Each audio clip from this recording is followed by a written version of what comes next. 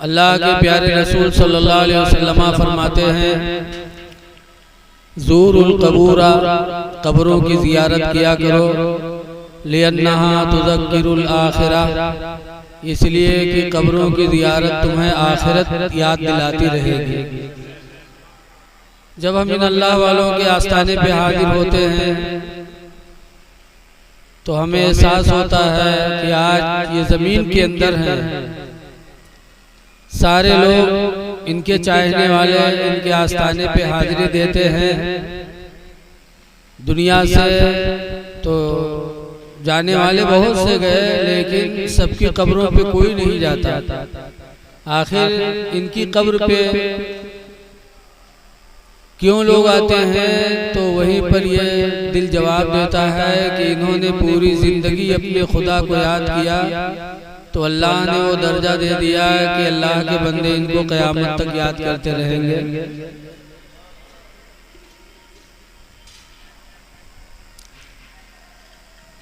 हदीस शरीफ में एक जगह और आया है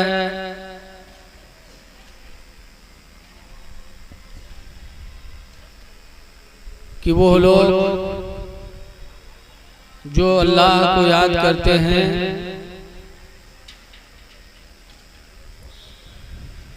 तो उनके बारे में आया, ज़करल्लाहु फी मन इंदहु, अल्लाह ताला उनको उन लोगों के अंदर जिक्र करता है जो अल्लाह के पास हाजिर रहते हैं। तो आज हम और हुजूर साबिर मियां अलैहि रहमत व रिज़वान के आस्थाने पे हाजिर हुए हैं। मुझे बड़ी खुशी हुई है भी, अब क्या बताएं, कहना ही पड़ता है।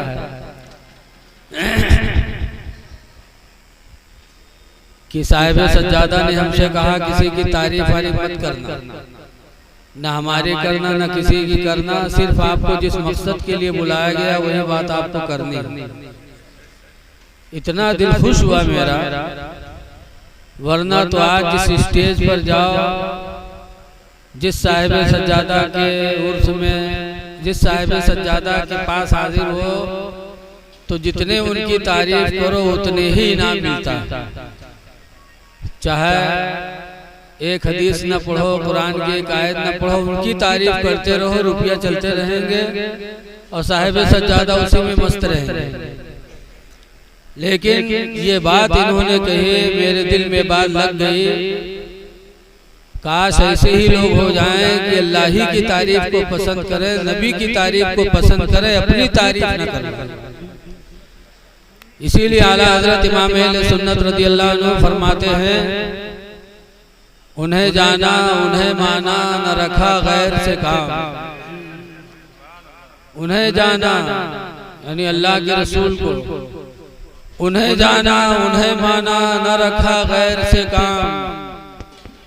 लिल्लाहिल हम्द में दुनिया से मुसलमान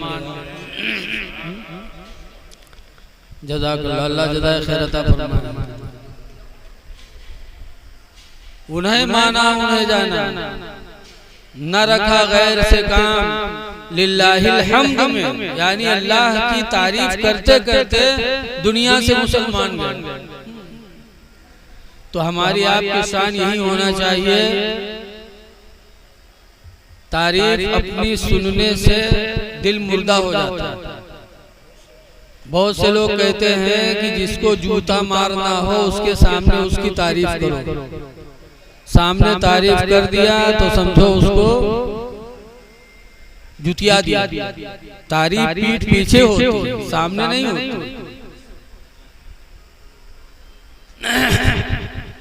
ये बहुत बड़ी बात हो गई। रसूल करीम सल्लल्लाहु अलैहि वसल्लम, अच्छा सूफी किसको कहते हैं? सूफी तो हम भी मुबारकपुर अशरफिया में पढ़ते थे तो असातिज़ा हमको सूफी कहते थे। सूफी मतलब बेवकूफ, हमको बेवकूफ समझते थे और थे हम बेवकूफ। आजकल जिसका मजाक उड़ाना होता है उसको सूफी कहते हैं, लेकिन सूफी किसे कहते हैं?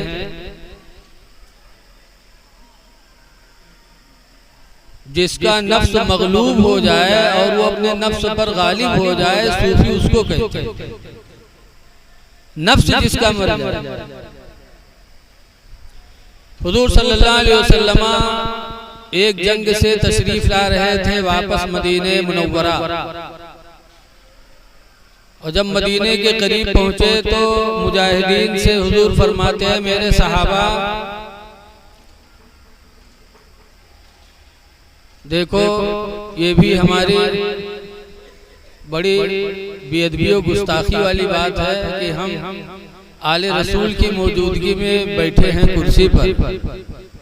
दिल नहीं चाहता है लेकिन अब हजरत का भी हुक्म हुआ और चूंकि आदत पड़ी है बैठकर सुकून से बोलने की, इसलिए मैं बैठ गया। वरना ये हजरात वो हैं कि जिनके बारे में कहा है जो सर पे रखने को मिल जाए नाले पाके हुजूर तो फिर कहेंगे कि हाँ ताजदार हम भी हैं। अब बात आ गई तो सुन ही लो, फिर उसको सुनाते हैं। दिल्ली में हजरत निजामुद्दीन औलिया रहमतुल्लाह अलैह अकेले को औलिया कहते हैं, क्योंकि वो ऐसे थे कि एक वली थे लेकिन कई वलियों पर माशाअल्लाह गालिब थे। तो महबूब इलाही निजामुद्दीन की बारगाह में एक आदमी गया, उनका मुरीद था, कहने लगा हुजूर मेरी बच्ची जवान हो गई है, गुर्बत ने कमर तोड़ दी है, शादी करनी है हुजूर, हालात बिगड़े कुछ भी नहीं है, मदद कर दो मेरी बच्ची की शादी हो जाए।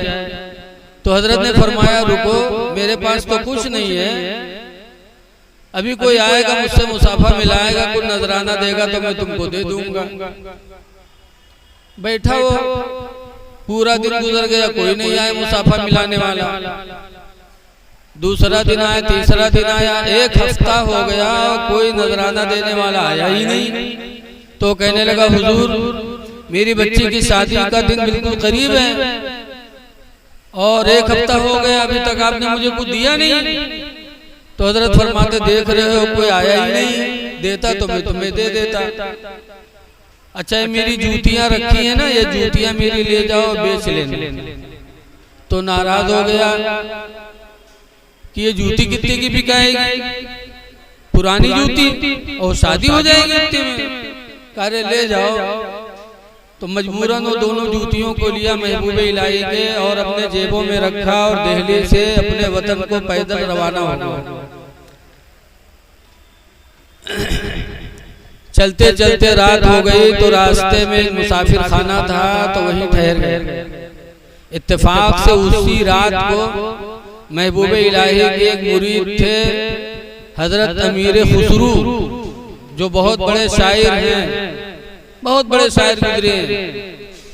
वो उसी रात को एक बादशाह की दरबार में कसीदा पढ़ के वापस आ रहे थे, अपने दिल्ली जा रहे थे उसी रास्ते से। तो बादशाह की दरबार में जो कसीदा पढ़ा तो उनको हीरे जवाहरात चांदी इतना मिला कि उनको घोड़े पे लादना पड़ा। अब आप सोचिए इतना कौन दे दे, लेकिन देने वाले तो बहुत कुछ दे देते हैं। घोड़े पे लादे हीरे जवाहरात सोना चांदी आ रहे थे। रात हुई तो उसी मुसाफिर खाना में, मुसाफिर खाना के पास से गुजरी उनकी सवारी। तो हजरत अमीर खुसरू की मोहब्बत अपने पीर से देखो। अपने साथी से कहते हैं घोड़ा रोको, यहाँ मुझे अपने पीर महबूब इलाही की बू महसूस हो रही है। साथी ने कहा वो तो दिल्ली में, कहा नहीं रोको, उनकी बू मुझे मिल रही है। सवारी रोकी गई, अमीर खुसरू मुसाफिर खाना में गए, लोगों से पूछा क्या यहाँ कोई दिल्ली का भी मेहमान है? कहाँ अभी अभी एक शख्स आया वो किनारे लेटा हुआ। वहां गए, कहा दिल्ली से आ रहे हैं? कहा कहाँ जाना है? कहा घर जाना है। कहा दिल्ली क्यों गए थे? कहा महबूब इलाही के पास गया था, मेरी एक जवान लड़की थी, शादी का वक्त है, मदद मांगने गया था। तो कहा कुछ दिया?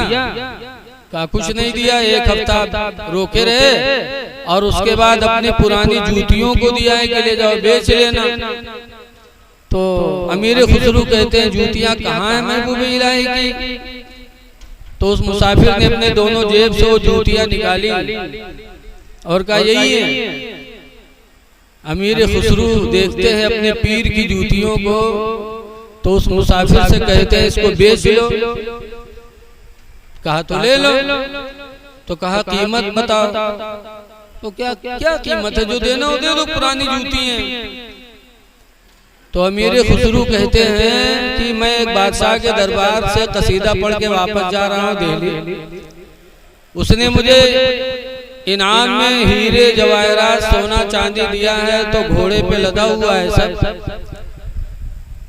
तो घोड़ा समेत वो सोना चांदी हीरे जवाहरात सब ले लो और ये जूतियां मुझे दे दो।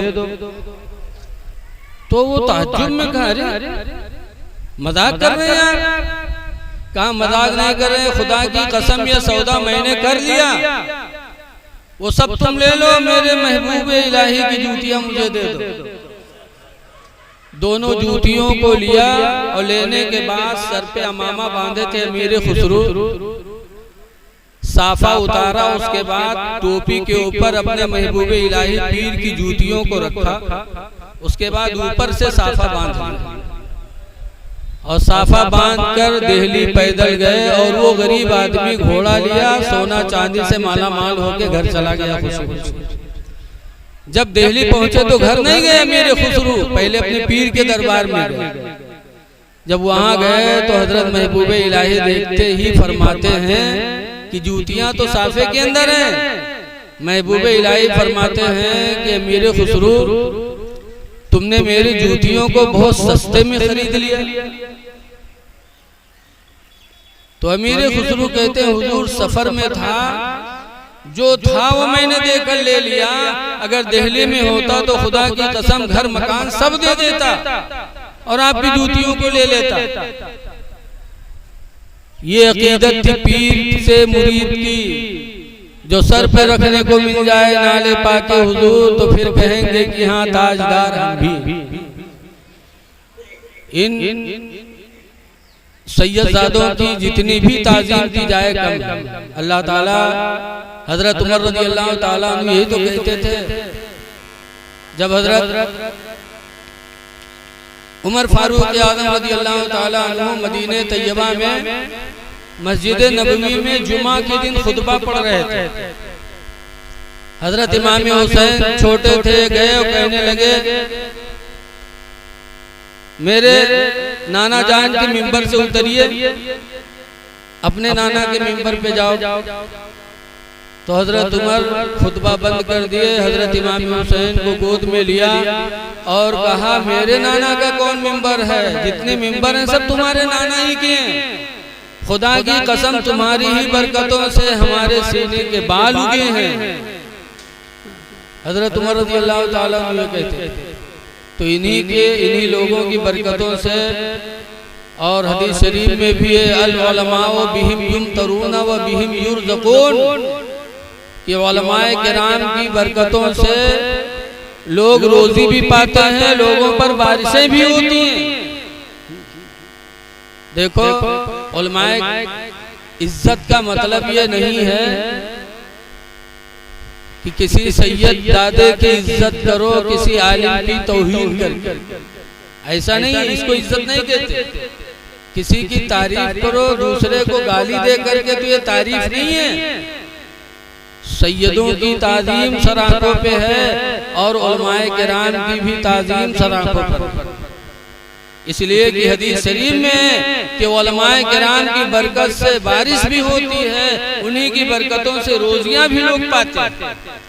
हदीस शरीफ है अल उलमाओ बिहिम युमतरून व बिहिम युरज़क़ून, कि उलमाए किराम ही की वजह से लोगों पर बारिशें भी होती हैं और उन्हीं की वजह से अल्लाह उन्हें रोजियां भी अता फरमाता है। तो सबकी इज्जत करो, उलमाए किराम की भी ताज़ीम कुरान से साबित है। अल्लाह फरमाता है हल यस्तविल लज़ीना यअलमून वल्लज़ीना ला यअलमून, क्या पढ़े अनपढ़ बराबर हो सकते हैं? लेकिन अगर कोई सैयद ज्यादा आलिम भी हो तो माशाअल्लाह तो नूरुन अला नूर है। सैयद होने के नाते उसकी ताज़ीम वाजिब और आलिम होने के नाते और उसकी ताज़ीम वाजिब। बहरहाल अल्लाह वाला वो है, सूफी उसे कहते हैं जो अपने नफ्स को मार दे, जो करे सिर्फ अल्लाह के वास्ते करे। जैसे कि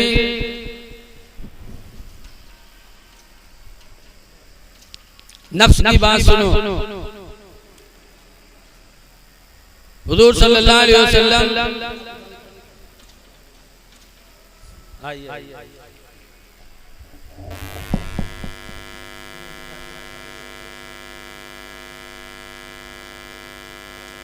हुजूर सल्लल्लाहु अलैहि वसल्लम एक जंग से वापस मदीने तैयबा के करीब पहुंचे तो मुजाहिदीन सहाबा से कहते हैं कि देखो अब हम लोग छोटी जंग से बड़ी जंग की तरफ चल रहे हैं। तो साहबे किराम ने पूछा अल्लाह के रसूल अब तो हम लोग घर में जा रहे हैं, मदीने तैयबा में दाखिल हो रहे हैं, अपने घरों के अंदर जाएंगे और जहां तलवारें चली, गर्दन कटे, गर्दनें कटी, खून बहा, उसको आप छोटी जंग कह रहे हैं कि छोटी जंग से बड़ी जंग की तरफ जा रहे हैं। तो हुजूर फरमाते हैं सुनो, मैदान जिहाद में तलवार चलाना, मरना मर जाना, मारना मर जाना ये तो आसान है, लेकिन अपने घर के अंदर अपने नफ्स से लड़ना ये आसान नहीं है, ये बहुत बड़ी जंग है। अब हम घर में जा रहे हैं, अब घर में हमें अपने नफ्स से लड़ना है। अजान हो रही है, अल्लाह कहता है मस्जिद की तरफ आओ, लेकिन नफ्स कहता है कि नहीं अभी नींद आ रही है, अभी बदन दर्द कर रहा है। घर में रोजा से नहीं है, रोजा रमजान का महीना, घर में कोई देख नहीं रहा है, सोचता कहीं जाना थोड़ी, घर में रहना कोई देखेगा थोड़ी, यहाँ खाते पीते रहेंगे। लेकिन ईमान कहता है नहीं, अल्लाह यहाँ भी देख रहा है। तो घर में रह करके फरमाने इलाही पे अमल करना ये बहुत बड़ी जंग है, अल्लाह के नबी ने फरमाया। तो नफ्स से लड़ जाना और नफ्स को मगलूब कर देना, गोया सूफी वही है जो ये काम करे। सिर्फ लिबास पहन लेने से सूफियों जैसा कोई सूफी नहीं हो सकता। हदीस पाक में अनस क़ाल क़ाल रसूलुल्लाह सल्लल्लाहु अलैहि वसल्लम, हजरत अनस रज़ियल्लाहु ताला अन्हु से रवायत है, फरमाते अल्लाह के रसूल ने इरशाद फरमाया, लैसा शदीदु, पहलवान वो नहीं है, अल्लज़ी यसरउ, जो दूसरे को पटक दे, दूसरे को पछाड़ दे, मार दे, वो पहलवान नहीं है। बलिश शदीदु, बल्कि पहलवान तो वो है, अल्लज़ी यमलकु अला नफ्सिही इंदल गज़बी, जो गुस्सा के वक्त अपने नफ्स पर काबू पा जाए। गुस्सा आए और मुंह से गाली न निकले, गुस्सा आए और किसी पर हाथ न उठे, अपने नफ्स पर कंट्रोल कर ले, तो सरकार फरमाते हैं सबसे बड़ा पहलवान वही है। और इसको सहाबे किराम ने साबित कर दिया।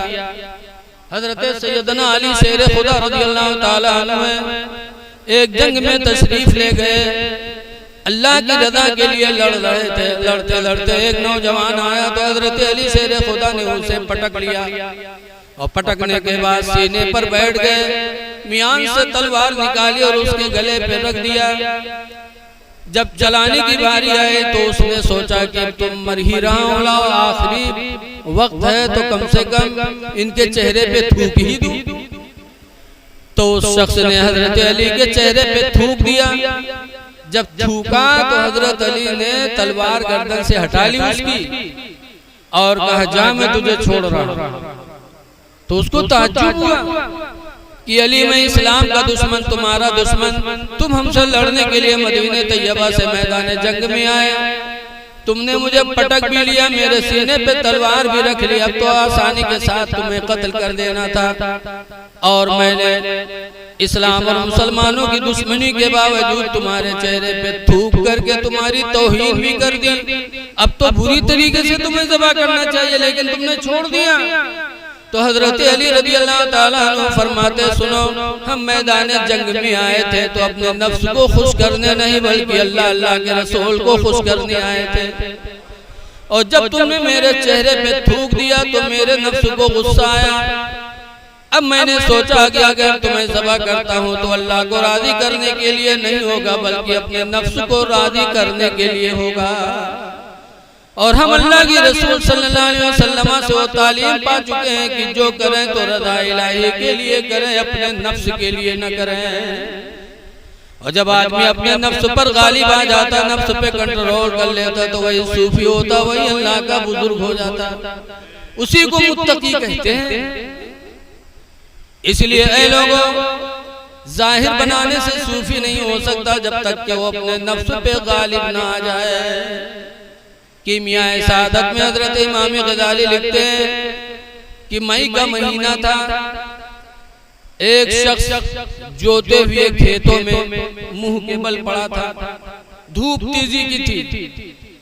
इमाम गजाली लिखते हैं कि जब उस शख्स को देखा गया कि मई की गर्मी में और धूप निकली है, जोते हुए खेत में मुंह के बल पड़ा है, तो बड़ा तरस आया कि कितनी मुसीबत का मारा हुआ है, उठाया जाए इसको पानी पिलाया जाए, इसको ठंडे में ले चला जाए ताकि इसका दिल सुकून पाए, इसको राहत मिल जाए।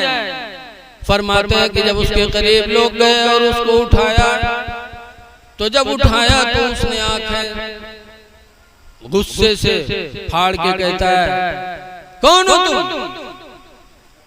कौन हो तुम जिसने मेरे और मेरे खुदा के बीच में तुमने रोड़ा डाला? जब मेरा परवरदिगार जिस हाल में राजी है, मैं उसके फैसले पर राजी हूँ, तुमने मेरे और मेरे रब के बीच में खलल क्यों पैदा किया?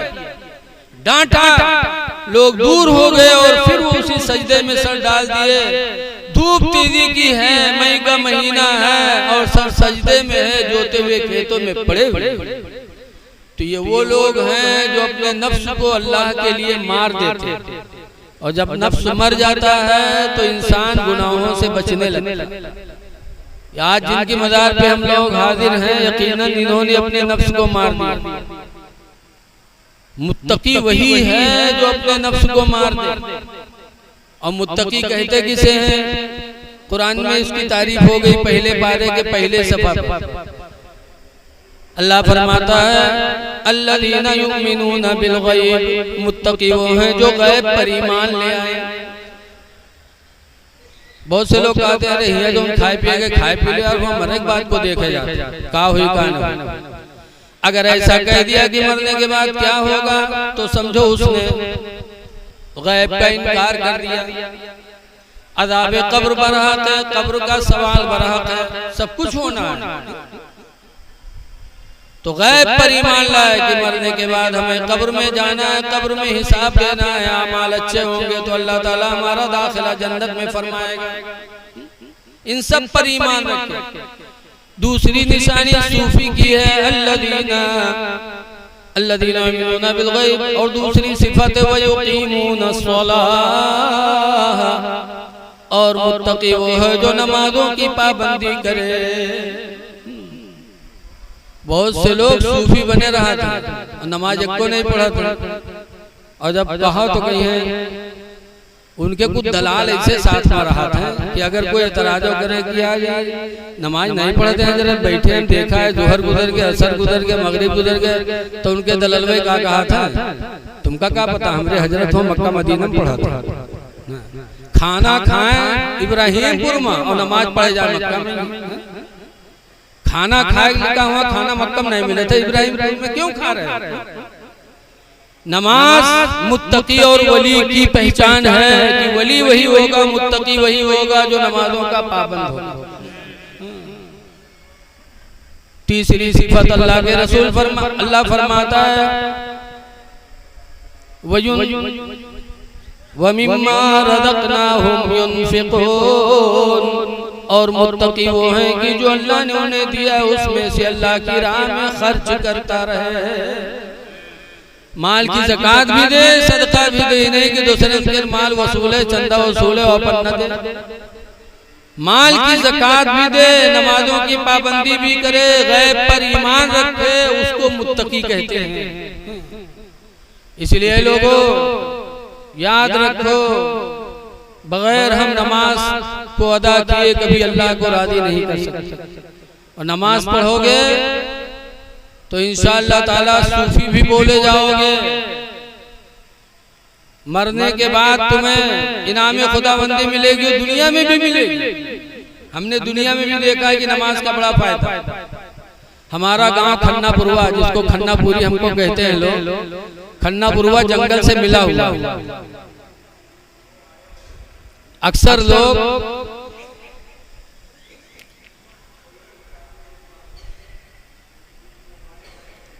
देखिए, एक साहिब बुजुर्ग और तशरीफ लाए माशाअल्लाह।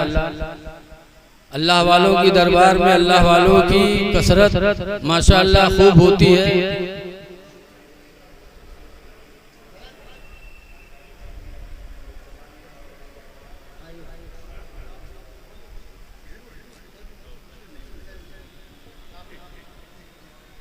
बैठ जाइए, बैठ जाइए।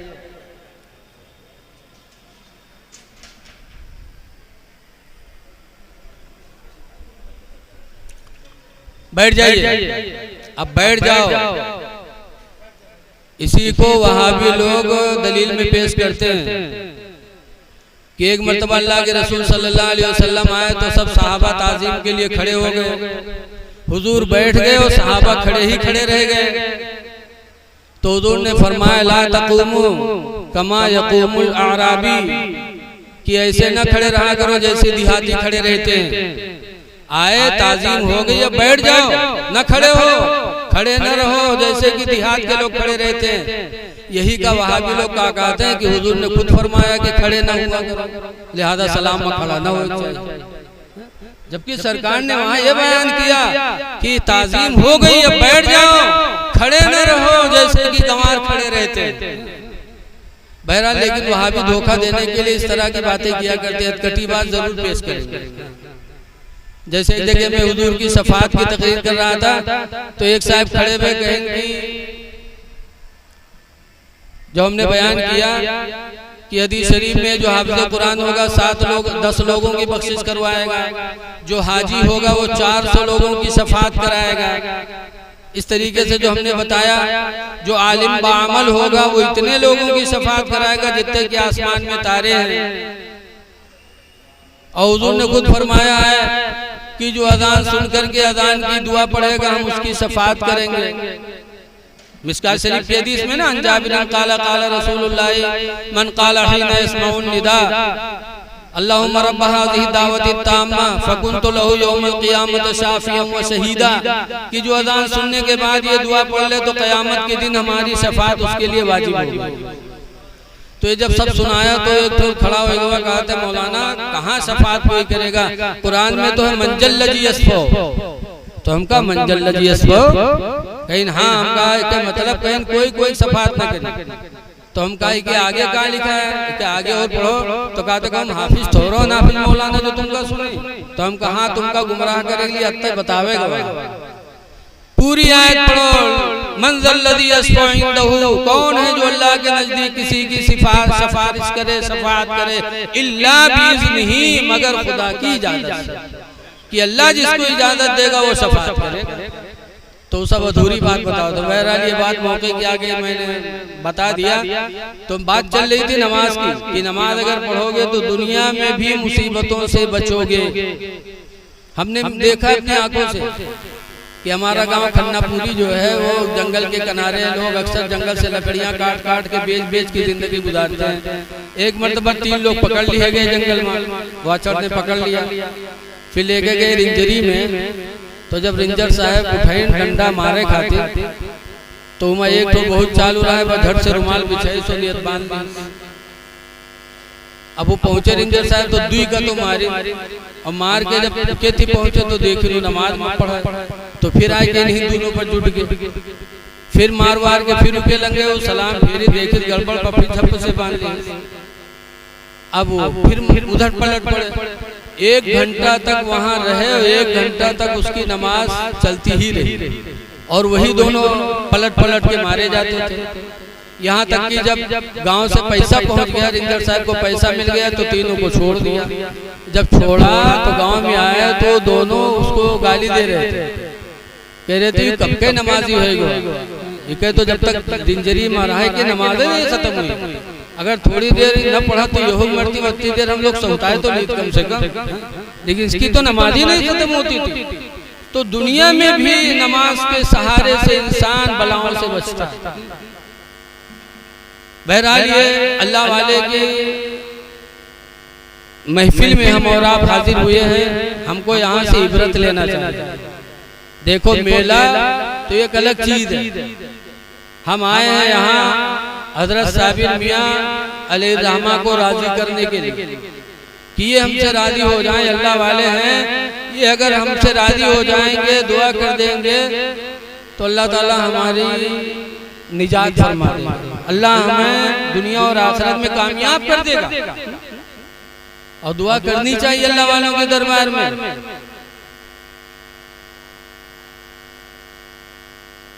लिखा है कि हजरत इमाम शाफई रहमतुल्लाह अलैह जब कोई मसला आता था और हल नहीं हो पाता था तो इमाम आजम की कब्र पे हाजिरी देते थे और वहां जाकर के दुआ मांगते थे। तो इमाम आजम रज़ी अल्लाह ताला अन्हु की कब्र से उस मसले का जवाब इमाम शाफई को मिल जाता था। अब बताओ अल्लाह वालों से मदद लेना अगर नाजायज होता तो हजरत इमाम शाफई चारों इमामों में एक इमाम है जलीलुल कद्र इमाम, उन्होंने फायदा उठाया। अल्लाह वाले जाते थे। सुनो, एक बादशाह गुजरे हैं बगदाद के, हारून रशीद, आलिम भी थे, हाफिज कुरान भी थे, लेकिन जब वो हज करने के लिए मक्का मदीना गए और मदीने में हाजिर हुए तो सोचा कि रोज़े रसूल पे हाजिरी देना है, हो सकता है हमसे कोई गलती न हो जाए, बेअदबी न हो जाए। तो इमाम मालिक रज़ी अल्लाह अन्हु का मदरसा मदीने में चलता था, तो उनके मदरसे में गए और इमाम मालिक से कहा कि इमाम मालिक, हमें रसूल करीम सल्लल्लाहु अलैहि वसल्लम के रोज़े पे हाजिरी देना है, आप साथ चलिए ताकि मुझसे कहीं बेअदबी न हो जाए, आप इतने बड़े इमाम हैं। तो हजरत इमाम शाफी हजरत इमाम मालिक रहमतुल्लाह अलैह हारून के साथ हुजूर के रोज़े पे हाजिर हुए। जो कुछ पढ़ना था पढ़ा, लेकिन जब दुआ मांगने का वक्त आया तो हारून बादशाह ने इमाम मालिक से कहा कि अब दुआ करनी है तो रुख किधर करें, किधर मुंह करके दुआ मांगे, काबा की तरफ मुंह करके दुआ मांगे या इनके कब्र की तरफ, किधर मुंह करके दुआ मांगे। तो इमाम मालिक जो 4 इमामों में बहुत बड़े इमाम गुजरे हैं वो फरमाते हैं, कैफत वलियन, ऐ हारून तुम इनसे मुंह कैसे फेरोगे, वहुआ वसीलतुका व वसीलतु अबीका आदम, ये तुम्हारे भी वसीला है, तुम्हारे बाप आदम के भी वसीला हैं। जब तुम्हारे बाप आदम अलैहिस्सलाम की दुआ बगैर इनको वसीला बनाए अल्लाह ने कबूल न किया, तो तुम्हारी दुआ को बगैर इनके वसीले के अल्लाह कैसे कबूल फरमाएगा। तब हारून बादशाह ने रोज़े रसूल की तरफ मुंह करके दुआ मांगी, इमाम मालिक ने भी दुआ मांगी। पता चला कि अल्लाह वालों के वसीले से दुआएं जल्दी कबूल होती हैं। अल्लाह ताला तो हर जगह अपने बंदे की पुकार को सुनता है। आप यहाँ नात लखीमपुर में रह के दुआ मांगते फिर भी अल्लाह सुनता, लेकिन अल्लाह वाले को वसीला बना करके दुआ मांगी जाती है तो अल्लाह ताला जल्द कबूल फरमाता। इमाम शाफी को मसला नहीं मालूम होता था, अपने घर में दुआ मांगते, खुदा से खुदा सुनता, लेकिन इमाम आदम की कब्र पे क्यों तशरीफ ले गए। इसीलिए हजरत इमाम हसन मुस्तफा रज़ी अल्लाह ताला आज मैं आ रहा था तो बस में एक तालिबे इल्म खड़ा था, सीट नहीं थी तो मैं हट गया। मैंने उसको अपने बगल में बिठाला। मैंने पूछा कहाँ पढ़ते हो, तो एक देवबंदी मदरसे का नाम बताया। तो हमने कहा यार हम तो सुन्नी हैं, और उसने कहा तो हम तो देवबंदी हैं। तो हमने कहा यार बेटा फर्क क्या है सुन्नी देवबंदी में? तो उसने कहा सुन्नी टोपी ऊंची लगाते हैं, हम लोग नीची लगाते हैं, और सुन्नी मदार पे जाते हैं, हम लोग मदार पे नहीं जाते हैं। तो हमने कहा टोपी ऊंची नीची से कोई मतलब नहीं है, किसी की टोपी नीची ऊंची से क्या मतलब है, मदार पे क्यों नहीं जाते? बताया सब, मना क्यों कर रहे हैं, समझा रहे हैं। तो मज़ारों पे जाने से आखिरत की याद भी आती है और उनको वसीला बना के दुआ मांगी जाती है, तो अल्लाह ताला दुआओं को कबूल फरमाता है। इसलिए आप खुश नसीब हैं कि हजरत साबिर मियां अलैहिर्रहमा के दरबार में आप हाजिर हुए हैं। अल्लाह ताला हमारी आपकी हाजिरी को कबूल फरमाए। बस 2 हदीस शरीफ सुन लीजिए। हजरत ने तो हमसे 1:10 बताया था, लेकिन हम 1 बजे खत्म कर देंगे। देखो आज हम लोगों में कितना एक दूसरे से हम और आप दूर होते जा रहे हैं, कितनी दूरी बनती जा रही है, और मोमिन भी है। तो हदीस शरीफ सुनिए। अन्नुमान इब्न बशीर क़ाल क़ाल रसूलुल्लाह सल्लल्लाहु अलैहि वसल्लम, हजरत नोमान बिन बशीर से रवायत फरमाते अल्लाह के रसूल ने इरशाद फरमाया, अल मोमिनूना कुल्लुहुम करजुलिन वाहिदिन। हुजूर फरमाते जितने मोमिन हैं सब एक आदमी की तरह हैं, एक आदमी की तरह। क्या मतलब? आगे हुजूर फरमाते निस्तका आइनुहु फस्तका कुल्लुहु, जैसे कि एक आदमी की आंख दर्द करती है तो उसका पूरा बदन दर्द करता है। वही निस्तका रासु फस्तका कुल्लुहु, और अगर एक आदमी का सर दर्द करता है तो पूरा बदन दर्द करता है। ऐसे ही सारे मुसलमान एक आदमी की तरह है कि अगर एक मोमिन को तकलीफ हो तो सबको उसकी तकलीफ का एहसास होना चाहिए। एक भूखा है तो उसकी भूख, वो अपनी भूख भी समझो कि हम खा रहे हैं, फला भूखा है तो उसको भी खिला दो। अगर तुम खा लिया वो नहीं खाया तो हदीस की रोशनी में तुम भी भूखे हो। लेकिन आज हम दूसरे की तकलीफ को देखकर हंसते हैं। इसीलिए देखा जाता है कि अगर कोई गिर पड़ा था, साइकिल से गिरा तो गिरे के बाद हुई नहीं देखते हमारा टूटा टाटा का, बल्कि देखते कि कोनो देखत तो नहीं रहा। क्यों? इसलिए कि हम लोग जब किसी को तकलीफ में देखते तो हंसते हैं। इसलिए आदमी गिरने के बाद, चोट खाने के बाद, चोट का एहसास बाद में करता, पहले देखता है कि हमको कोई देख तो नहीं रहा। इसलिए लोगों एक दूसरे का दर्द अपने अंदर पैदा करो। दूसरी हदीस में हुजूर फरमाते हैं, अबू हुरैरा रावी हुजूर फरमाते अल मोमिनु लिल मोमिन कल बुनियान, एक मोमिन दूसरे मोमिन के लिए मिस्ल दीवार के है। यशुद्दु बाज़ुहु बाज़ा, जैसे कि दीवार की एक ईंट दूसरे ईंट से चिपकी रहती है, ऐसे एक मुसलमान दूसरे मुसलमान से मिलके रहे। उसके बाद सरकार ने फरमाया वसब्बका बैना साबिही, और उसके बाद सरकार ने अपनी उंगलियों के अंदर तस्बीह फरमाई कि जैसे उंगलियां इस तरीके से मिल जाती हैं एक दूसरे से, ऐसे एक मोमिन दूसरे मोमिन से मिलके रहे। नफरत न करो, अल्लाह वास्ते अपने नफ्स को मिटा दो। आपस में इत्तेफाक करोगे, मोहब्बत करोगे तो अल्लाह ताला आपसे राजी हो जाएगा। इसलिए मैं आप हजरात से गुजारिश करूंगा कि अल्लाह को राजी करने के लिए एक दूसरे से मिल के रहो। कोई तकलीफ हो जाए किसी से तो अल्लाह वास्ते उसको माफ कर दो, अल्लाह वास्ते माफ कर दो। कुरान शरीफ में खुदिल अफ़्वा, माफी को अपना। कोई गलती करे, कोई तकलीफ दे दो तो माफ कर दो, उसका बदला न लो। रसूल करीम सल्लल्लाहु अलैहि वसल्लम ने भी बदला नहीं लिया। जैसे कि जंग ताइफ में है कि गए 70 किलोमीटर मक्का से ताइफ पैदल चल करके गए, कोई बुलाया नहीं था।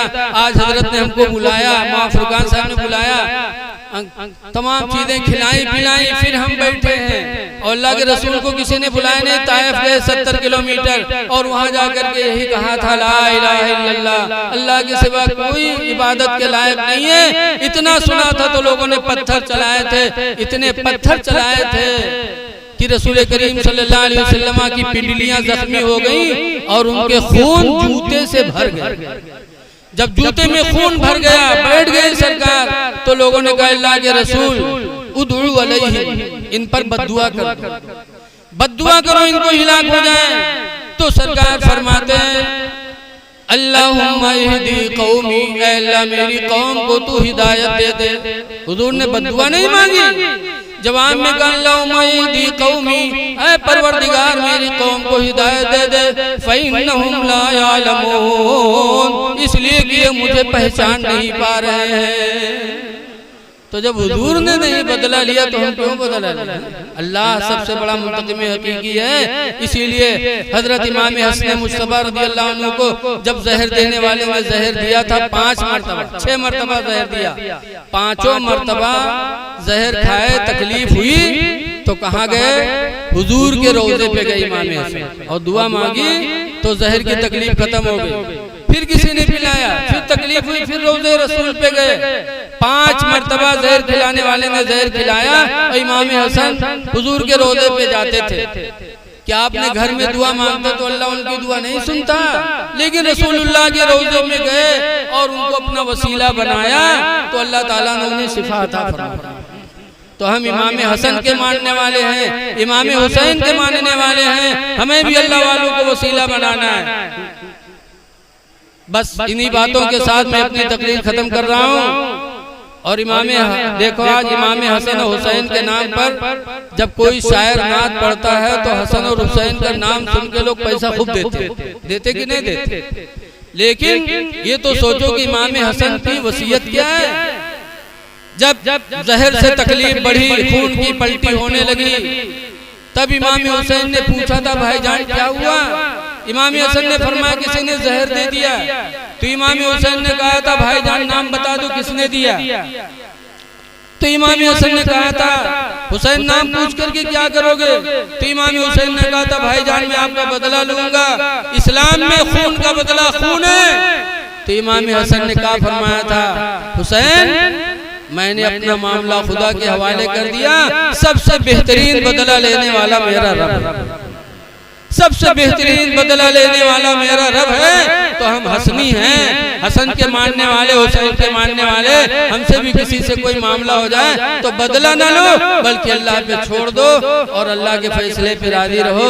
बस गुजारिश है कि अल्लाह वालों से लो लगाओ, इंशाअल्लाह ताला इनका फैज दुनिया में भी मिलेगा और मरने के बाद इंशाअल्लाह वो हमारे आखिरत का तोशा तैयार होगा। इसलिए अल्लाह ताला हमारा आपका यहाँ आना कबूल फरमाए और हजरत साबिर मियां अलैहि रहमा के फुयूज़ व बरक़ात से अल्लाह ताला हम सबको माला माल फरमाए। अस्सलाम वालेकुम।